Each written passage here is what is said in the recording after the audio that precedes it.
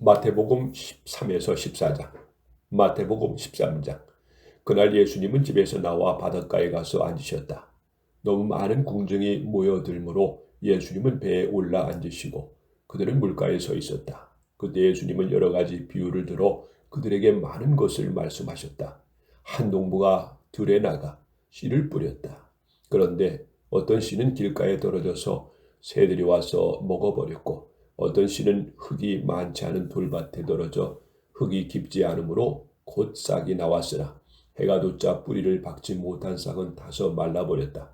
또 어떤 씨는 가시덤불에 떨어졌는데 가시나무가 자라 그 기운을 막았다. 그러나 어떤 씨는 좋은 땅에 떨어져 100배, 60배, 30배 열매를 맺었다. 귀 있는 사람은 잘 들어라. 제자들이 예수님께 와서 저 사람들에게는 왜 비유로 말씀하십니까? 하고 묻자 예수님은 이렇게 대답하셨다. 너희에게는 하늘나라의 비밀을 아는 것이 허락되었으나 저 사람들에게는 허락되지 않았다. 이는 사람에게는 더 주어 넘치게 하고 없는 사람은 가진 것까지도 빼앗길 것이다. 저들은 보아도 알지 못하고 들어도 깨닫지 못함으로 나는 저들에게 비유를 말한다. 그래서 다음과 같은 이사의 예언은 저들에게 꼭 들어맞는 말이다. 너희는 계속 들어도 깨닫지 못하고 계속 보아도 알지 못한다. 이 백성은 마음이 둔해져서 귀 먹었으며 눈까지 먹었다. 그렇지 않으면 그들이 눈으로 보고 귀로 듣고 마음으로 깨달아 돌아와서 나에게 고침을 받을지도 모른다. 그러나 너희는 눈으로 보고 귀로 들을 수 있으니 행복하다. 내가 분명히 말한다. 많은 예언자들과 의로운 사람들이 너희가 보는 것을 보고 싶어 했으나 보지 못하였고 너희가 듣는 것을 듣고 싶어 했으나 듣지 못하였다. 너희는 씨 뿌리는 사람에 대한 비유의 뜻을 들어보아라. 누구든지 하늘나라의 말씀을 듣고도 깨닫지 못하면 사탄이 와서 그 마음에 뿌려진 것을 빼앗아 가버린다. 이런 사람은 길가에 떨어진 씨와 같은 사람이다. 그리고 돌밭에 떨어진 씨는 말씀을 들을 때 기뻐하며 즉시 받아들이지만 그것을 마음속 깊이 간직하지 못하고 잠시 견디다가 그 말씀 때문에 고통이나 핍박이 오면 곧 넘어지는 사람이다. 또 가시덤불 속에 떨어진 씨는 말씀 듣지만 이 세상 걱정과 재물에 대한 유혹 때문에 말씀대로 생활하지 못하는 사람을 말한다. 그러나 좋은 땅에 뿌려진 씨는 말씀을 듣고 깨닫는 사람을 가리킨다. 그런 사람은 100배, 60배 또는 30배 열매를 맺는다. 예수님은 또 다른 비유를 들어 그들에게 말씀하셨다. 하늘나라는 자기 밭에 좋은 씨앗을 뿌린 사람에 비할 수가 있다. 사람들이 다 잠들었을 때 원수가 와서 밀밭에 독보리를 덧뿌리고 갔다. 밀이 싹 텄어 날 때 독보리 함께 자라는 것을 보고 종들이 주인에게 와서 주인님 밭에 좋은 씨앗을 뿌리지 않았습니까? 그런데 독보리가 어디서 생겨났습니까? 하고 물었다. 그러자 주인은 원수가 이런 짓을 했구나 하고 대답하였다. 종들이 그러면 우리가 가서 독보리를 뽑아버릴까요? 하고 다시 묻자 주인은 이렇게 말하였다. 아니다. 독보리를 뽑다가 밀까지 뽑을까 걱정된다.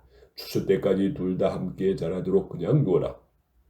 추수 때에 내가 추수꾼들에게 먼저 독보리를 뽑아 단으로 묶어서 불태워버리고 밀은 내 곳간에 모아들이게 하겠다. 예수님은 또 다른 비유로 그들에게 말씀하셨다. 하늘나라는 어떤 사람이 자기 밀밭 갖다 심은 겨자씨 하늘과 같다. 그것은 씨앗 중에 가장 작은 것이면 모든 채소보다 더 크게 자라나 나무처럼 되어서 새들이 날아와 그 가지에 깃들인다.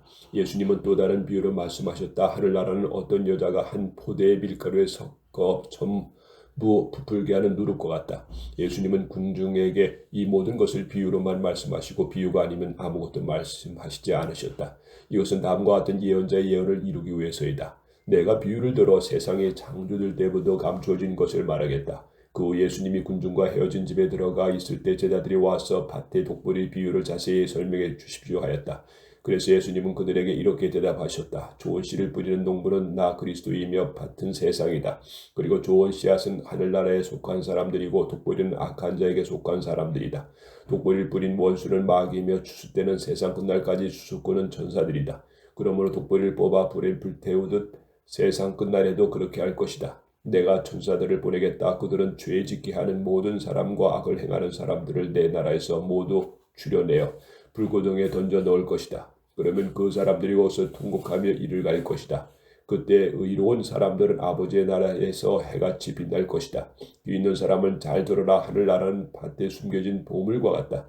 사람이 그것을 발견하면 다시 감추어 두고 기뻐하며 돌아가 가진 것을 다 팔아서 그 밭을 샀다. 또 하늘나라는 아름다운 진주를 구하는 장사꾼과 같다. 그가 아주 값진 진주 하나를 발견하고 가서 가진 것을 모두 팔아 그 진주를 샀다. 또 하늘나라는 바닥에 던져 여러 종류의 물고기를 모으는 그물과 같다. 그물에 고기가 가득 차면 물가로 끌어내어 앉아서 좋은 것을 골라 그릇에 담고 나쁜 것은 버린다. 세상 끝날에도 이렇게 할 것이다. 천사들이 와서 의로운 사람들 가운데서 악한 사람들을 가려내어 불구덩이에 던져 넣을 것이다. 그러면 그들이 거기서 통곡하며 이를 갈 것이다. 말씀을 마치시고 예수님이 그들에게 이 모든 것을 이제 알겠느냐고 물으시자 제자들은 예 알겠습니다 하고 대답하였다. 그러자 예수님은 그들에게 그러므로 하늘나라의 가르침을 받은 율법학자는 마치 자기 곳간에서 새 것과 낡은 것을 꺼내는 집주인과 같다라고 하셨다. 예수님은 이 비유들을 다 말씀하시고 나서 그곳을 떠나 고향으로 가서 희당에서 가르치셨다. 사람들이 듣고 놀라 이 사람의 이러한 죄와 기적을 행하는 능력이 어디서 났느냐? 이 사람은 목수의 아들이 아니냐? 그의 어머니는 마리아이고 야고보와 요셉과 시몬과 유다는 그의 동생들이다. 그리고 그의 동생들도 모두 우리와 함께 있지 않느냐? 그렇다면 이 사람은 이 모든 것을 어디서 얻었느냐 하면서 예수님을 배척하였다. 그러나 예수님은 그들에게 예언자는 자기 고향과 집에서만 존경을 받지 못한다 하시고 그들이 믿지 않으므로 거기서 기적을 많이 베풀지 않으셨다. 마태복음 14장. 그때 그 지방을 다스리던 헤롯이 예수님의 소문을 듣고 신하들에게 말하였다. 그는 세례 요한이 분명하다. 그가 죽었다가 다시 살아났기 때문에 기적을 행하는 그러한 능력을 소유하게 되었다.